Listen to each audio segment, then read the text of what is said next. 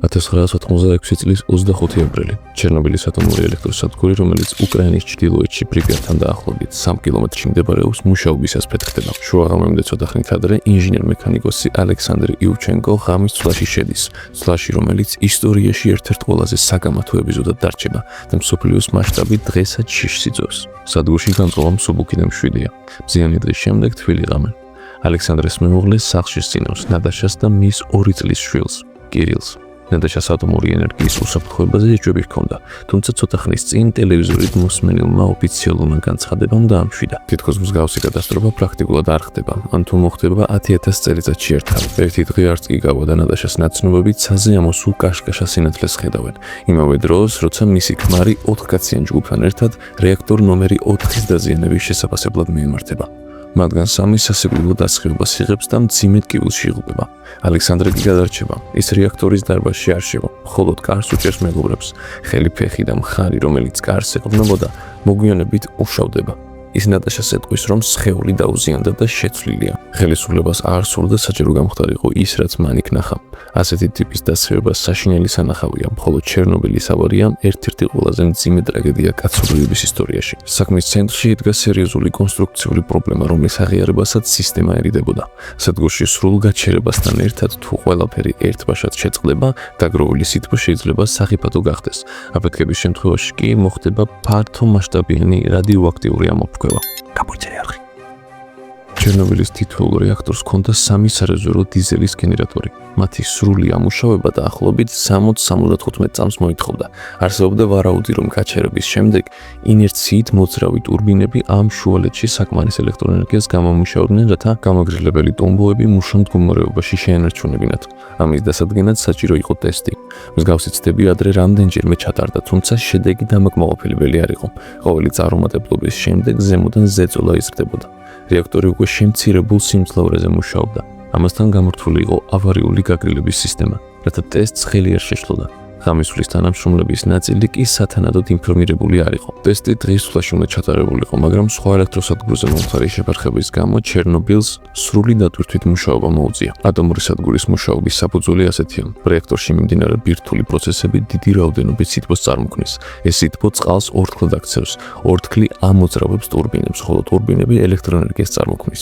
პროცესის დასარეგულირებლად გამოიყენება მართვის ღეროები. ისინი ამცირებენ რეაქციის ინტენსივობას და სისტემას სტაბილურობას უნარჩუნებენ.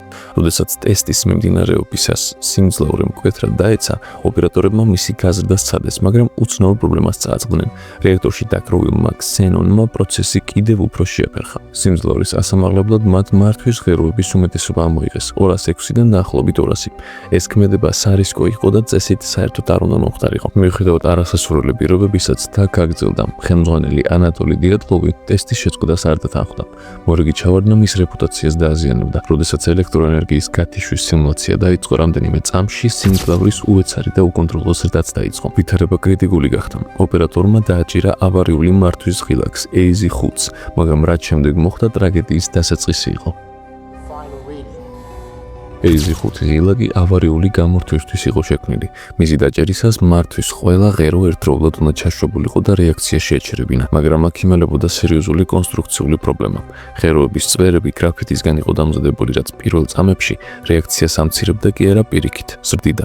როდესაც ასობით ღერო ერთად ჩავარდა უკვე არასტაბილურ რეაქტორში, რეაქცია მკვეთრად გაიზარდა. სითბომ წარმოქმნა უზარმაზარი ორთქლის წნევა.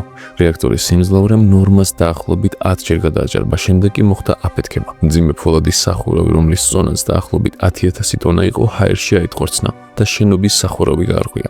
მალევე მეორე აფეთქებაც მოჰყვა. რადიოაქტიური მასალა და საწვავი აქეთ-იქით იფანტებოდა. გაჩნდა ხანძრები. რეაქტორის გული კი ღია დარჩა. სადგურში ბევრჯერ კიდევ ეგონა, რომ რეაქტორი ხელუხლებელი იყო. თითქოს ასეთი ობიექტები არ ფეთქდება, თუმცა შენობა დანგრეული იყო. ჰაერი კი სავსე მტვირთა და გრაფიტის მნამსხვრევებით და რადიაცია უკვე ატმოსფეროში ვრცელდებოდა. ალექსანდრა შოკში იყო. რამდენიმე წუთის წინ კაბინეტში იჯდა. ახლა კი ყველაფერი ირყეოდა. პირველად იფიქრა, რომ ომი დაიწყო. ბნელ დერეფნებში მორბოდა დაჭრილების მოსაძებნად. ერთი მეგობარი საერთოდ ძლივს იცნო. სახე ისე ჰქონდა დამწვარი და დამახინჯებული, რომ მხოლოდ ხმის გარჩევა მოახერხა. წყლით სავსე დერეფნებში მათ გაგრილების სისტემამდე მიღწევა სცადეს, მაგრამ დაინახეს, რომ დიდი რეზერვუარები აფეთქებამ გაანადგურა. იატაკზე მკვდარი კოლი გაეგდო. ზემოთ როცა აიხედა შენობას სახურავი აღარ ჰქონდა. ცისკენ მიემართებოდა კაშკაშა სინათლის სვეტი. საოცრად ლამაზი ჩანდა, მაგრამ მომაკვდინებელი იყო. რამდენიმე წამს უღურებდა, სანამ გამოცდილმა თანამშრომელმა ხელი ერთსა და არ გაიყვანა იქიდან. ალბათ ამით სიცოცხლეს შეუნარჩუნა.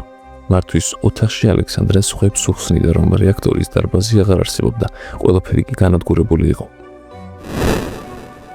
აფეთქების შემდეგ კი გავრცელდა ცნობილი ისტორია სიკვდილის ხიდზე. თითქოს ადამიანები ხიდზე იდგნენ და ციდან ცისფერი რადიოაქტიური მტვერი თოვლივით ეფინებოდა მათ და ყველა დაიღუპა. ეს ამბავი სიმართლეს არ შეესაბამება. იმ ღამეს მოსახლეობის უმეტესობას ეძინა, მათ შორის ვინც რეალურად ახლოს იმყოფებოდა. ბევრი გადარჩა. მწვავე დასხივების შემთხვევაშიც კი სიკვდილიანობა დაახლოებით 20% იყო. კატასტროფის გარშემო მითები სწრაფად გაჩნდა. ზოგჯერ სენსაცია ფაქტზე და რეალობაზე სწრაფად ვრცელდება. რადიაცია ადამიანის ორგანიზმში უჯრედების ქიმიურ სტრუქტურას აზიანებს, არღობს ქსოვილებს. რამდენიმე საათში შეიძლება დაიწყოს ღებინება და დიარეა. ძვლის ტვინი წყვეტ სისხლის თეთრი უჯრედების წარმოქმნას ორგანიზმი ინფექციებს ვეღარ ებწვის. ზოგჯერ დაზარალებული თითქოს უკეთაც ხდება, მაგრამ შემდეგ ინფექცია ან სეფსისი ფატალურად ურტყამს მათ. მძიმე შემთხვევებში არც სისხლის გადასხმა და არც ძვლის ტვინის გადანერგვა ასაკმარისი. ქალაქში ცხოვრობდა ლიუდმილა იგნატენკო. მისი ქმარი მეხანძრე ვასილი კი ხანძარს ებრძოდა. რამდენიმე დღეში ვასილის მდგომარეობა მკვეთრად გაუარესდა. მისი კანი ზიანდებოდა, სხეული დასუსტდა. საბოლოოდ იგი თუთიის კუბოში დაკრძალეს. დამატებითი დაცვის ქვეშ. ლიუდმილას უთხრეს, რომ არ მიჰგარებოდა ქმარს და დრო შეზღუდული ჰქონდა. მოგვიანებით გაჩნდა მითები, თითქოს მან რადიაცია გადასტო, ან თითქოს ბავშვმა დედა გადაარჩინა დასხივების საკუთარ თავზე აღებით. ასეთი ვერსიები მეცნიერულ საფუძვლებს მოკლებულია. გასუფთავებული და დამუშავებული ადამიანი რადიაციას სხვას ვეღარ გადასდებს. ის გადამდები არ არის, თუმცა მაღალი დოზის ზემოქმედება სხვა გზით ნამდვილად შეიძლებოდა მომხდარიყო და ტრაგედიის მიზეზი გამხდარიყო. მეხანძრეებს რეალური საფრთხე ბოლომდე არ აუხსნეს. მათ უთხრეს, რომ ჩვეულებრივ ხანძრს აკროვდნენ და არა ღია ბირთვულ რეაქტორს. ზოგი მათგანი ხელითაც კი ეხებოდა გრაფიტის ნამსხვრევებს. არავინ იცოდა, რას შეიცავდა იქ არსებული დამწვარი შენობის ნაწილები. რამდენიმე მეხანძრე სახურავზე ავიდა და აღარ დაბრუნდა. ადგილზე მალე გამოჩნდნენ ადგილობრივი ხელმძღვანელები, თუმცა სრულ სურათს ვერ ხედავდნენ. ზოგი კვლავ ფიქრობდა, რომ მხოლოდ წყლის რეზერვუარი აფეთქდა. ამასობაში რეაქტორის გულში უკვე ჩამდნარი მასა იწოდა დაახლოებით 1200 გრადუსზე. ქალაქის ევაკუაცია დაუყოვნებლივ არ გამოცხადდა. გადაწყდა, რომ მოსახლეობა დროებით ადგილზე უნდა დარჩენილიყო. სატელეფონო ხაზები შეზღუდეს, გზები გადაკეტეს. ოფიციალური პოზიცია ფრთხილი იყო, ინფორმაციის კონტროლი პრიორიტეტად მიიჩნიეს. ამასობაში ჯარი და დამატებითი ძალები ადგილზე შედიოდნენ, რადგან ვითარება ბევრად სერიოზული აღმოჩნდა, ვიდრე თავდაპირველად ეგონათ. დილისთვის ხანძრების უმეტესობა ჩააკრეს, მაგრამ რეალური საფრთხე ახლა იწყებოდა. რეაქტორის შიგნით ვითარება უკონტროლო იყო. ამას კარგად ხვდებოდა ვალერი ლეგასოვი, კურჩატოვის ატომური ენერგიის ინსტიტუტის დირექტორის მოადგილე, რომელსაც ავარიის შემსწავლელი კომისიისთვის უნდა ეხელმძღვანელა. მალე კრიზისის მართვას ბორის შერბინაც შეუერთდა. ორივე მოგვიანებით დასხივების შედეგები იგრძნო. შუა დღისთვის უკვე ცხადი გახდა, რომ პრიპიატის ევაკუაცია აუცილებელი იყო. ლეგასოვი ჯავშან ტექნიკით მიუახლოვდა სადგურს და დაადასტურა. თუ ცეცხლი არ შეჭერდებოდა, ქარი რადიაციას შორს წაიღებდა. საფრთხე მხოლოდ უკრაინას კი არა, ევროპის სხვა ნაწილებსაც ემუქრებოდა. გადაწყვიტა, რომ ვერტმფრენებიდან ქვიშისა და ბურის ჩაყრა უნდა ეცადათ. მიუხედავად იმისა, რომ შედეგი გაურკვეველი იყო, ეს იყო რისკიანი მისია. ზედმეტად მიახლოება მწვავე დასხივებას იწვევდა. ერთმა ვერტმფრენმა ავარიაც განიცადა და ეკიპაჟი დაიღუპა. გაწმენდით სამუშაოებში ჩართულებს მოგვიანებით ლიკვიდატორები უწოდეს. ბევრმა მათგანმა ჯანმრთელობა დაკარგა. პრიპიატში რადიაციის დონე სწრაფად იზრდებოდა. ქალაქში დაფიქსირდა ასეულობით მილი რენტგენი საათში. სადგურთან კი მაჩვენებელი 10,000-ს აღწევდა. სწორედ ამიტომ გარდაიცვალა ზოგი ადამიანი ასე სწრაფად. მოსახლეობამ კი ამის შესახებ არაფერი იცოდა. მაღალხმოვანებლებით გამოცხადდა დროებითი ევაკუაცია. ხალხს უთხრეს, დოკუმენტები წაეყოთ და სიმშვიდე შეენარჩუნებინათ. არავის უთქვამს, რომ უკან აღარ დაბრუნდებოდნენ. 1 საათით ადრე ოჯახები ჩვეულებრივ შაბათ-კვირას ატარებდნენ. ბავშვები კარუსელებზე თამაშობდნენ. კაფეტერიაში ნაღინს ჭამდნენ. ახლა კი ქალაქი იცვლებოდა დაცვის სპეციალური საშუალებების გარეშე. მოგვიანების შერბინამ მოსკოვს აცნობა, რომ ქალაქი დაცლილია. სინამდვილეში რამდენიმე ასეული ადამიანი დარჩა, ზოგი მოხუცი, ზოგი ახალგაზრდა, რომლებიც წასვლას არ აპირებდნენ. ბევრმა თქვა, რომ შიმშილი უფრო აშინებდათ, ვიდრე უხილავი საფრთხე. მსოფლიოს ჯერ კიდევ არ ჰქონდა სრული სურათი, ხოლო ხელისუფლება ცდილობდა ინფორმაციას შეზღუდულ ჩარჩოში დაეტოვებინა. ამასობაში ჩერნობილის გარშემო ვითარება უკვე გლობალური მასშტაბის კრიზისად ყალიბდებოდა. ავარიის შესახებ ინფორმაციის გავრცელება თავდაპირველად შეზღუდეს, თუმცა ამან დიდი ხანი ვერ გასტანა.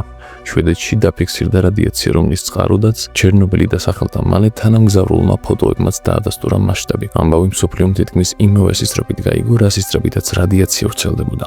საბჭოთა ტელევიზიამ მხოლოდ მოგვიანებით გაავრცელა მოკლე განცხადება. ითქვა, რომ მოხდა ავარია და ვითარების გამოსწორებაზე მუშაობდნენ. პარალელურად სხვა ქვეყნების შემთხვევებზე ამახვილებდნენ ყურადღებას, თუმცა რეალური საფრთხე ადგილზე ჯერ კიდევ გაურკვეველი იყო. გაჩნდა შიში, რომ რეაქტორის ქვემოთ დაგროვილ წყალს და მაღალი ტემპერატურის გრაფით შესაძლოა ახალი აფეთქება გამოიწვია. სამი თანამშრომელი, ალექსეი ანანენკო, ვალერი ბესპალოვი და ბორის ბარნოვი სიბნელეში შევიდა, რათა სარქველები გაეხსნათ და წყალი გაეშვათ. მათი შესახებ მოგვიანებით ითქვა, რომ თითქმის მისიის შემდეგ მალევე დაიღუპნენ, მაგრამ ეს სიმართლე არ იყო. ისინი გადაჭდნენ. ასწორდა ასევე შიში, რომ ჩამდნარი მასა ბეტონს გარღვევდა და მიწისქვეშა წყლებთან მიაღწევდა. ამის თავიდან ასაცილებლად ასეულობით მაღაროელი რეაქტორის ქვემოთ გვირაბს თხრიდა, გაგრილების სისტემის მოსაწყობად. პირობები მძიმე იყო, მაგრამ მათ მაინც იმუშავეს, რადგან სიფრთხილე აუცილებელი ჩანდა. რადიოაქტიური ნამსხვრევების მოსაშორებლად თავდაპირველად რობოტები სცადეს, თუმცა მაღალ რადიაციას ისინი წყობრიდან გამოჰყავდა. შემდეგ საქმეში ათასობით ლიკვიდატორი ჩაერთო.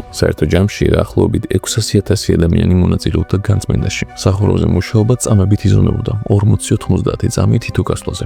ალექსანდრე მოსკოვში გადაიყვანეს. თავიდან თითქოს უკეთ იგრძნო თავი, მაგრამ შემდეგ კანზე გაუჩნდა წყლულები და ნეკროზი იმ ადგილებში, რომლებიც აფეთქების ღამეს დაუცველი დარჩა. ხანგრძლივი მკურნალობის შემდეგ ის გადარჩა, თუმცა წლები დასჭირდა აღდგენას. ბევრმა კოლეგამ კი ამას ვერ გაუძლო. დროთა განმავლობაში გადარჩენილებს ხშირად ერიდებოდნენ.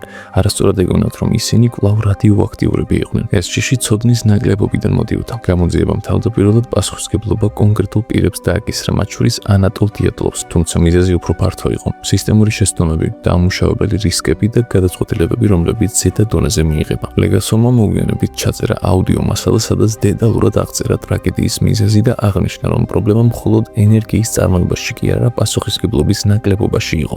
რამდენიმე წლის შემდეგ ის საკუთარ ბინაში გარდაცვლილი იპოვეს. მკვეთრი დასხივება 227 ადამიანს დაუდასტურდა, მათგან 31 რამდენიმე თვეში გარდაიცვალა. კიბოს დამატებითი შემთხვევები ათასებს ითვლიდა, თუმცა ზუსტი რიცხვები დღემდე განხილვის საგანია. რეაქტორი ნომერი 4 დაფარეს ბეტონის და ფოლადის კონსტრუქციით, სარკოფაგით. ჩამოყალიბდა დაახლოებით 2600 კვადრატულ მეტრიანი გამორიცხვის ზონა. პრიპიატი ადამიანებისთვის ცარიელი დარჩა, მაგრამ ბუნებამ სივრცე დაიბრუნა. გარეული ცხოველები დაბრუნდნენ. შინაური ცხოველების უმეტესობა მაშინვე განადგურდა, თუმცა წლების შემდეგ ზონაში უკვე გამოჩნდნენ ძაღლები და სხვა ველური არსებები. ტერიტორია დღესაც კონტროლდება. სტუმრობა შესაძლებელია, მაგრამ მკაცრი წესებით. ჩერნობილი დარჩა მაგალითი იმისა, თუ რამდენად შორს შეიძლება წავიდეს შეცდომების ჯაჭვი, როცა გამჭვირვალობა და პასუხისმგებლობა არ არის საკმარისი.